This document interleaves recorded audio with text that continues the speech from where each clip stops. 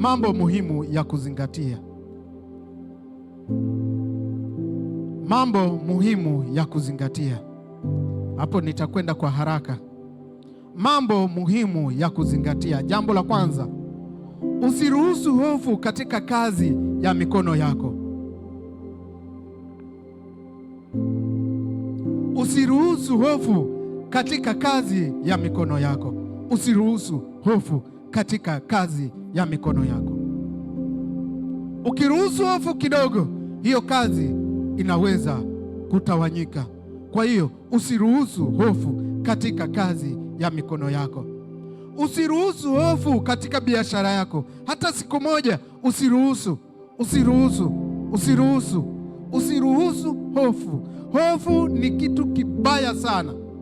Hofu ni kitu kibaya sana. Usiruhusu hofu. Ikiwa katika huduma, ikiwa katika kazi, ikiwa katika biashara, ukiwa katika genge lako, usiruhusu hofu. Jambo la kwanza. Jambo la pili, usikate tamaa. Hata kama unakutana na changamoto katika kazi yako, usikate tamaa. Ukiwa kwenye genge lako, ukiwa kwenye biashara yako, ukiwa unauza nyanya, ukiwa unauza samaki, hata kama unaona kuna mambo hayakai vizuri, usikate tamaa. Ng'ang'ania, shikilia hapo. Omba Mungu atakusaidia. Usikate tamaa. Hata kama umeanguka, rudi tena. Mungu atakutokea. Ngoja nikwambie mtu wa Mungu, hata ukiwaona wafanyabiashara wakubwa ambao wamefikia ngazi za juu, hawajaanza mara moja. Ukiwauliza, walishawahi kuanguka mara kadhaa, wakasimama tena. Ukitaka ushuhuda huo, wafuatilie watu ambao wamesonga mbele kibiashara. Walishaanguka wakasimama. Hawakukata tamaa wala hawakuruhusu hofu katika maisha yao. Bwana Yesu asifiwe. Ukikata tamaa, unamruhusu shetani apate nafasi. Kwa hiyo hata kama unaona genge lako haliendi vizuri, usikate tamaa. Iko siku Mungu atakutokea. Uko wakati Bwana atakutokea. Usichoke kujaribu. Hata kama unapitia kipindi kigumu, usichoke kujaribu. Bwana Yesu asifiwe. Ikitokea umepata tatizo kwenye biashara yako, usiseme sasa hii biashara nafunga. Usifunge hiyo biashara. Endelea, ng'ang'ania. Usichoke kujaribu. Iko siku utauona mkono wa Mungu. Bwana Yesu asifiwe. Hudumia vizuri wateja wako. Hapa ndio kuna tatizo. Customer care hakuna. Na somo la customer care nikilifundisha, labda nilifundishe kwa siku 2. Siku moja haitoshi.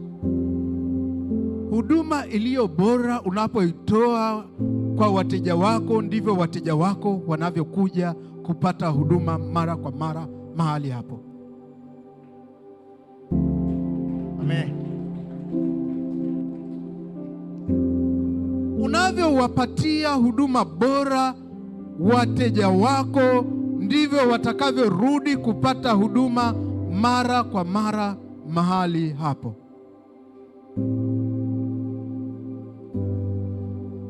Huduma bora inajiuza yenyewe. Haihitaji kupigiwa debe. Haihitaji kuzungumziwa sana. Inajiuza yenyewe. Inajisema kwamba mahali pale kuna huduma bora. mahali pale kuna huduma bora.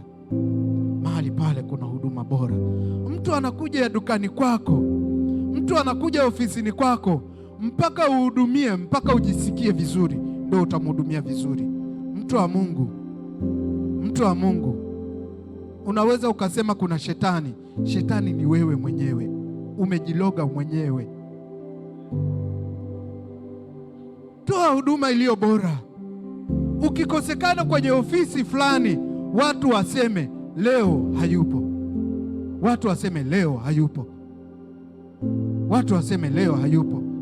Dada yangu Safina, watu wakikukosa mahali unauzaga uji, waseme leo kuna mtu tumemkosa mahali pale. Watu waseme. We unatoa huduma huku unapiga tu zogo. Mteja amekuja, unamwambia unahitaji nini? Are you serious?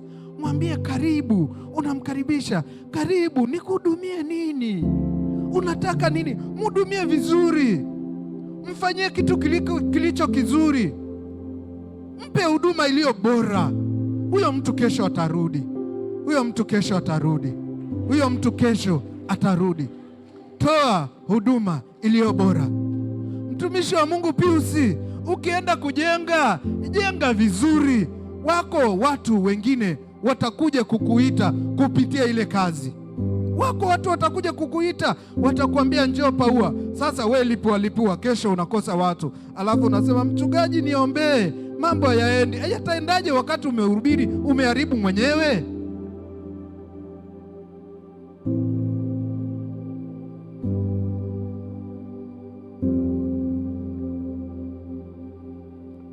Wakati mwingine tunahitaji kuombewa, kumbe tunahitaji tu kubadilisha tabia zetu.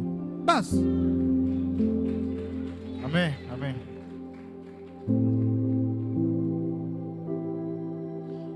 Kuna mambo hayahitaji muujiza, ni imani yako tu.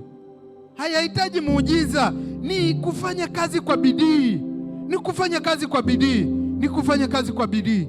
Ni kufanya kazi kwa bidii. Ni kufanya kazi kwa bidii. Bwana Yesu asifiwe. Bwana Yesu asifiwe. Innocent, pale ukifunga wiki moja inakuwaje haupo kabisa? Watu wanakuja kutafuta huduma pale. Unajua kwa nini? Unafanya kitu ambacho ni bora, hujachukulia kiurahisi. Na mimi nikwambie, endelea kufanya kwa moyo huo huo. Hakuna muujiza, ni huduma iliyo bora. Anatoa muda kwa Mungu, anaomba, na watu wanaenda mahali pale wanasema tunahitaji, na yeye anaombea kwa kumaanisha, kwa kuugua, analibeba lile jambo kama la kwake. Watu lazima kesho warudi. Hakuna muujiza, hakuna mafuta, hakuna kubeba nywele, hakuna. Ni mtu tu amejikaza, amemtafuta uso wa Mungu, akauona uso wa Mungu. Anapoomba jambo linatokea. Na sisi tunapokuja hapa Bonde la Baraka, maana yake tunafuata huduma iliyo bora mahali hapa. Tunafuata huduma iliyo bora mahali hapa. Hivi tulipotoka hakuna makanisa? Tumepita makanisa FPCT mangapi huko tulikotoka? Mama Werema, unatoka kuanzia Kigamboni hadi huko, hakuna makanisa ya FPCT? Kuna kitu bora unakifata mahali hapa. Kuna kitu unakipata mahali hapa. Kuna kitu unakipata mahali hapa. Ni nini? Ni huduma iliyo bora. Ni huduma iliyo bora. Ni huduma iliyo bora. Ni huduma iliyo bora. Hakuna jambo jingine. Huduma iliyo bora. Katibu wangu, unaposhona pale, shona suti iliyo nzuri. Wateja watakuja tu. Hakuna muujiza, wataenda, maana wanaona nikivaa suti ni nzuri. Wataniuliza umeshonewa na nani? Na mimi nitawaambia nimeshonewa na mtumishi wa Mungu. Angalia, wateja watakwenda. Ni nini? Huduma iliyo bora. Huduma iliyo bora. Na hapo shetani ametuibia kweli kweli. Watu wa Mungu, tutoe huduma iliyo bora. Huduma iliyo bora. Huduma iliyo bora. Kuna mtu hapa anaendesha bodaboda? Nyosha. Mungu akubariki sana. Toa huduma iliyo bora. Toa huduma iliyo bora. hapo hapo Mungu atakutokea. Hapo hapo Mungu atakutokea. Iko siku utatoka hapo utakwenda kwenye bajaji. Iko siku utatoka hapo utakwenda kwenye magari. Iko siku utatoka hapo utaanza kumiliki vitu vikubwa, kwa sababu umekuwa mwaminifu na unatoa huduma iliyo bora. Mteja wako uwe mwaminifu. Ukimwambia dakika 5 nitafika, fika dakika 5, usiongeze dakika 10. Kama uwezi, mwambie mtu wa Mungu, nitakukosea adhabu, naomba mimi nitafika baada ya dakika 10, au niko mbali siwezi kufika. Unatoa huduma iliyo bora. Toa huduma iliyo bora. Kila sekta, kila sehemu, toa huduma iliyo bora. Toa huduma iliyo bora. Toa huduma iliyo bora. Hakuna muujiza, watu wa Mungu. Unakuwa mwaminifu, unakuwa mwaminifu, unakuwa mwaminifu. Kipindi cha nyuma nilikuwa natumia zaidi bodaboda. Nimetumia bodaboda kwa takriban miaka 4. Takriban miaka 4. Kama unajua barabara ya kutoka Sabasaba hadi Tazara, yale malori mimi nimeyakwepa sana. Sasa unamwita bodaboda, anakuja, unamfahamu na mnafahamiana vizuri, njoo nichukue, anakuambia dakika 5 tu nimefika. Anakuja baada ya dakika 20. Kesho sikuiti tena. Na kuna mmoja alinijulia vizuri kweli kweli, anakuambia bwana, nitafika baada ya dakika 10 za uaminifu, na anafika. Huyo bodaboda hadi leo ni bodaboda wangu. Nikihitaji chochote nitampigia simu. Ni mwaminifu kwenye swala la muda, anatoa huduma iliyo bora. Hakuna muujiza, watu wa Mungu. Tutoe huduma iliyo bora unapokwepo mahali popote pale. Bwana Yesu asifiwe. Jambo la mwisho, usiache kuombea kazi ya mikono yako. Usiache kuombea kazi ya mikono yako.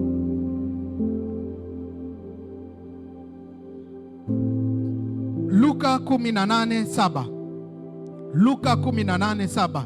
Neno la Mungu linasema, akawaambia mfano ya kwamba imewapasa kumwomba Mungu siku zote, wala wasikate tamaa. Akawaambia mfano ya kwamba imewapasa kumwomba Mungu siku zote, wala wasikate tamaa.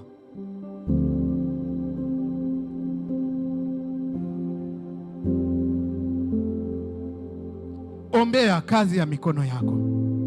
Ombea kazi ya mikono yako. Ombea kazi ya mikono yako. Bwana Yesu asifiwe. Hakuna mtu atakuja kuombea kazi yako. Ombea kazi yako. Ombea kazi yako. Ombea kazi yako. Unapoingia kazini, ombea kazi yako. Ombea kazi yako. Ombea kazi yako. Ombea kazi yako. Usiache kuombea kazi yako. Ombea, ombea. Na kuomba sio lazima upige kelele, sio lazima utoe sauti. Mahali panaruhusu, omba kwa sauti. Mahali haparuhusu, omba kwa taratibu, na Bwana anasikia. Usiache kuombea kazi ya mikono yako. Usiache kuombea kazi ya mikono yako. Usiache hata kidogo. Usiache. Usiache. Unaingia getini, ombea kazi yako. Unatoka, unafika ofisini kwako, ombea kazi yako. Ombea kazi yako. Wewe mwambie tu Yesu, funika kazi hii kwa damu yako. Funika kazi hii kwa damu yako. Funika mahali hapa kwa damu yako. Funika mahali hapa kwa damu yako, na Bwana Yesu atakutokea. Simama juu. Simama juu. Mimi nimemaliza.